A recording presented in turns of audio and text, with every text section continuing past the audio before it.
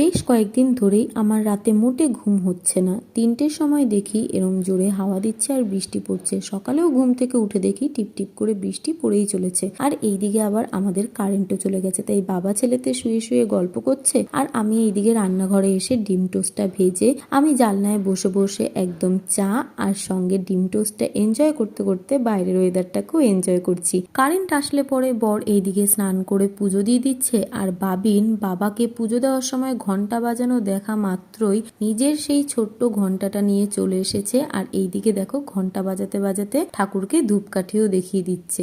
আর এইদিকে কিন্তু আজকে দুপুরবেলায় বরই রান্না করেছিল। এই ভাতটা বর দারুণ বানায়, সঙ্গে পাঁপড় ভাজা। বিকেল বেলাতে আমি চাউমিন বানিয়ে চাউমিন খেয়ে নিয়েছি। বাবিনকে দেখো রাতের বেলাতে খাইয়ে দাওয়িয়ে ঘুম পাড়ানোর সময় না ঘুমিয়ে ছেলে এখন আমার খেলাধুলো করছে। বাবিন খেলতে খেলতে আমি এইদিকে আমার মিনি ব্লগটাও শেষ করছি। টাটা।